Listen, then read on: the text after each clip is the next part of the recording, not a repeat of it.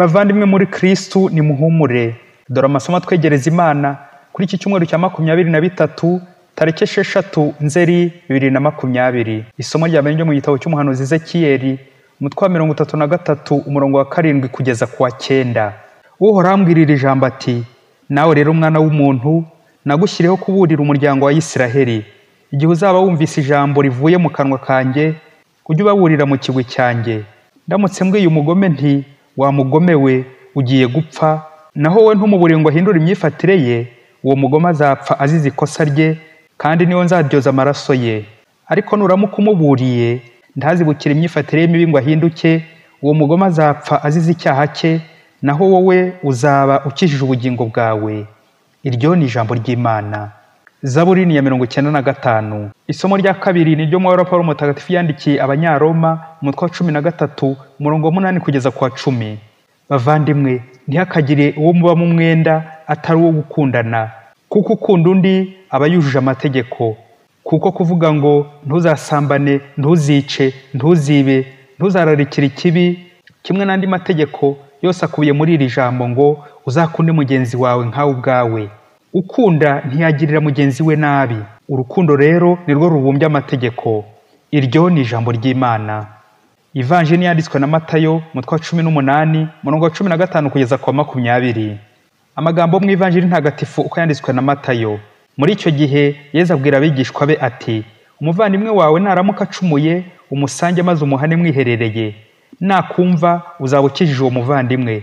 Natakumva uzashake umuntu umwe cyangwa babiri, kugira ngo ibyo bikiranurwe n'abagabo babiri cyangwa batatu. Niyanga kumva abo ngabo ubibwire ikoraniro. Niyanga kumva ikoraniro abakubereye nk'umunyamahanga n'umusoresha. Ndababwira ukuri, ibyo muzaba mwaboshye munsi byose bizabohwa no mu ijuru, ibyo muzaba mwabohoye munsi bizabohorwa no mu ijuru. Byongeye kandi ndababwira ukuri, niba babiri muri mwe ku isi bashyize hamwe ngo bagire icyo basaba, bazagihabwa na Data uri mu ijuru. Koko iyo babiri cyangwa batatu bateraniye hamwe mu izina ryanjye, mba ndaho hagati yabo. Iyo ni Ivanjili ntagatifu. Bavandimwe, Kristo Yesu akuzwe. Amasomo y'iki cyumweru aratuvana mu miryango yacu, aho tubana n'abandi, atuganisha mu kiliziya, aho twese duhura nk'abavandimwe muri Kristo, tugasingiza Imana mu ngingo ebyiri: gukosorana kivandimwe no gusengera hamwe. Ingingo ya mbere: gukosorana kivandimwe, la correction fraternelle. Kubaho ni ukubana. Kiliziya ntabwo igizwe n'intungane gusa, abamarayika, ahubwo igizwe n'abantu b'abanyabyaha bari mu nzira yo kugenda bitunganya, bisubiraho. Nta muntu rero uri ku isi udakora icyaha. Ni nayo mpamvu nta n'umwe udakeneye kwisubiraho, nta n'umwe udakeneye gukosorwa. Ni nayo mvugo igira iti: ukora ni ukosa. Ubonye umuvandimwe akoze icyaha, wahita uteraho utwatsi nka ya mvugo y'abapagani igira iti ngo akabayicwe ntikoga, ngo niyo koze ngo ntigashira umunuko. Oya, ahubwo wamukosora nka wa mukristo ugira uti: akabayicwe karoga kandi kagacya kagashira umunuko, bitewe n'ukoza n'icyo akogesha. Nicyo gitumye Imana mu isomo rya mbere ihangayikishijwe n'ubuhemu bw'abantu, umuryango wayo, ariko ikabongerera amahirwe yo kwisubiraho ngo ibakize. Imana yatumye Ezekiyeli umuhanuzi iti: nawe rero mwana w'umuntu, nagushyiriyeho kuburira umuryango wa Isiraheli. Bavandimwe, turasabwa kwikosora, tukumva ko gukosa ari ibya buri wese. Nta n'umwe utagwa, buri icyo turushanwa twese ni ukubyuka. Ni nabyo umuririmbyi wa Zaburi yagize ati: uyu munsi ntitugundirize imitima yacu, ahubwo dutege amatwi ijwi ry'Uhoraho. Bavandimwe, ntawe udakenera inama z'abandi. Buryo ugira Imana abona umugira inama. Niyo mvugo y'Ikilatini igira iti: qui ben amat ben castigat, qui aime bien châtie bien. Ukunda uramukosora. Anabyo Paulo yatwibukije mu isomo rya kabiri ati: ntihakagire uwo mubamo umwenda atari uwo gukunda. Iyo gukosorana bikorewe mu rukundo bibyara imbuto nziza. Umuvandimwe uramugorora akagororoka. Byaba bibereye mu rwango, mu guhimana no kumvisha abandi, uramugorora ariko akarushaho kugorama. Gukosora bishobora gukunda cyangwa bikanga bitewe n'inzira cyangwa uburyo ubikozemo. Reka rero twumvire Yesu bavandimwe. Yesu mu Ivanjili araduha inzira 3 twanyuramo dukosorana. Ubwa mbere, twembi babiri twenyine, dialogue, ikiganiro. Ubwa kabiri, hamwe n'undi, muri batatu. Noneho ubwa gatatu ni ikoraniro, la communauté. Ese mubyeyi, izi nzira za Yesu zo gukosorana kivandimwe nizo ujya unyuramo? Akenshi abenshi ducurika uyu murongo wa Yezu aho guhera ku muntu mwembi, ahubwo ugahera ku bantu ikoraniro, bikazagera kuri wa muntu imirwano ari yose, impaka n'akaduruvayo, urwangano n'ibindi bibi byinshi. Abenshi gukosora abandi mu nzu z'inama niho hatworohera kujyana umuvandimwe, aho twakamujyanye mu cyumba twembi twenyine tukaganira dialogue, tukamenya n'icyamuteye gukosa. Kuki tubangukirwa no gushyira abandi ku karubanda aho kunyura mu nzira nziza Yezu yaduhaye? Umunsi umwe umuntu yigeze afata abantu bari gusambana, nuko arabafotora batabizi, arangije yashyira ku rubuga rwa WhatsApp ruriho abantu benshi. Abandi babibonye barababara, babyibazaho cyane uburyo atinyutse gushyira mugenzi we hanze. Nuko arabasubiza ati, yigeze nanjye kumfata arandihisha amafaranga menshi, nanjye rero nakomeje kumucungacunga ngo zamusebye mwumvishe nanjye mwihimureho. Ye baba we babyeyi, igikari kibereyeho iki? Burya igihe cyose wandagaje mugenzi wawe ujye umenya ko uri kubitsa kwa shitani. Burya shitani nta banga agira, byose abishyira ku karubanda. Amakosa y'abandi akabandagaza ku mbuga. Nta gikari kiba kwa shitani, nta banga riba kwa shitani. Umuhanga yaravuze ati, impamvu gukosora umuntu bigorana kandi bitera ubwoba nuko iyo ugiye gukosora akenshi ugenda nk'umucamanza, arbitre et juge, aho kugenda nk'umuvandimwe wawe. Arongera ati, nujya gukosora umuvandimwe ujye wibaza muri wowe uti, nje gusenya cyangwa nje kubaka? N'urukundo runzanye cyangwa n'urwango?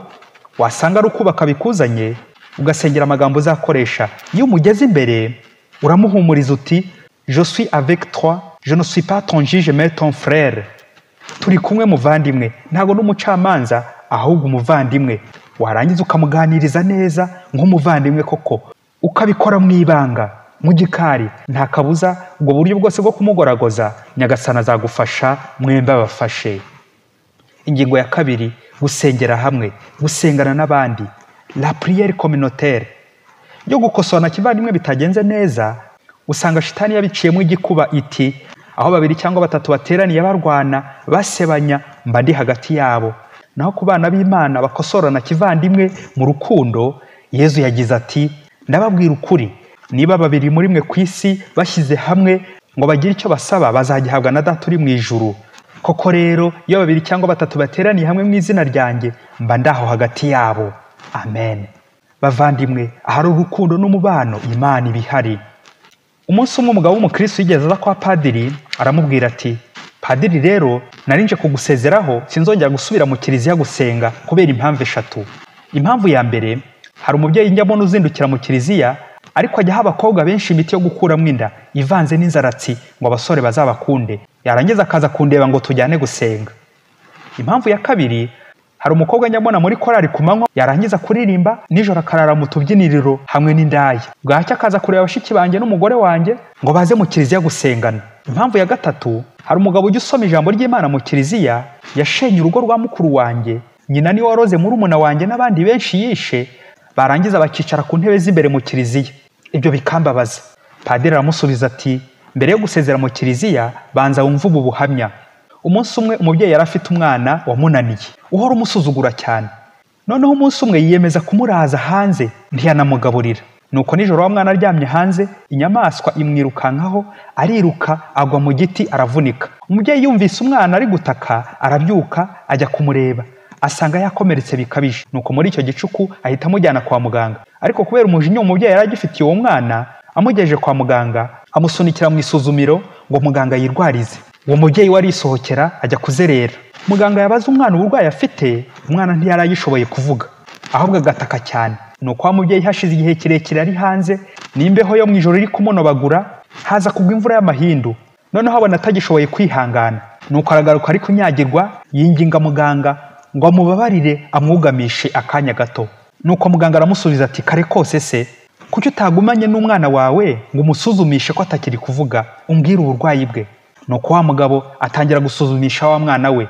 Uko yari ari kuvuga adashobora gusohora ururimi neza, muganga arebye mu kanwa ke asanga yirumye, amaraso ari kuva mu kanwa. Ariko kubera kwihagararaho, wa mubyeyi yatinye kubwira muganga ukuntu ari we wavunitse cyane mu gihe yirukankaga agiye gutabara umwana we. Muganga aheraho arabasuzuma neza bombi, ubundi arabavura, barakira, basubira mu rugo. Nawe rero wa mugabo we w'umukristo, umenye ko kuba warabaye umukristo ukabatizwa ugakomezwa ugashyingirwa, wagiranye isezerano rikomeye n'igihango hamwe na kiliziya. nk'uko umwana n'umubyeyi bafitanye igihango, nubwo umwana yaguhemukira agakora amafuti, umubyeyi ntamutererana, nubwo wamuhana ntiwifuza ko yahanuka. Nawe rero nubona abanyabyaha bari kwidegembya mu kiliziya uzishime, kuko bameze nk'uriya mwana uhemukira ababyeyi ariko yavunika bagakomeza kumwitaho bakamutwara bagiye kumuvuza. Nubona abazindukira mu kiliziya bagasenga bakicara imbere ariko bakaza gutahira ku muguruko n'izindi ngeso mbi, buriya baramutse badasenga kaba kabaye barimbura isi. None rero wa mugabo we, uzi ko bariya abanyabyaha bibeshye ntibongere gukandagira mu kiliziya nawe bakugirira nabi, bakakuroga, bakaba bakwica. Kuko iyo bageze mu kiliziya burya nubwo batahita bahinduka ariko baba bumvise humura, hari igihe kizagera bamaze kumva imbeho n'imvura y'amahindu nk'uriya mubyeyi bagahinduka. Erega twebwe abantu dushobora kugira bagenzi bacu inama, tukabakosora bya kivandimwe, tukabasabira, tukabaheka, tukajyana nabo mu kiliziya, ariko ntabwo ariko tubahindura. Uwo ni umurimo w'Imana, guhindura abantu. Wowe rero uri umukristo, ugomba gukora ku buryo bariya bakora nabi batava mu kiliziya. Iyo bari mu kiliziya baba bazitiwe n'Imana, iyo bikuye mu Mana nibwo bakora biriya bibi. Nawe rero uramutse wibeshye ukava mu kiliziya, wabarenza ubugome, waba umusinzi, waba umurozi, waba umusambanyi, wanyagirwa. Rero ujye ubazana kenshi, bityo wabura umwanya wo gukora nabi, wo kuroga, wo gusambana, wo gupanga imigambi mibisha. Kandi nyine ikindi kisumbuyeho, iyo wazanye n'umunyabyaha gusenga, nk'uko uriya mubyeyi asuzumisha umwana, nyuma muganga akaza kubona ko umubyeyi ari ufite ikibazo gikomeye kurenza icy'umwana, ni nako umuntu wese usabira umunyabyaha agenda yumva ko nawe ari umunyabyaha, akarushaho gukaza urugamba no gutadohoka, akanamba mu kiliziya agakomeramo, Imana ikamuha imigisha myinshi yikubye.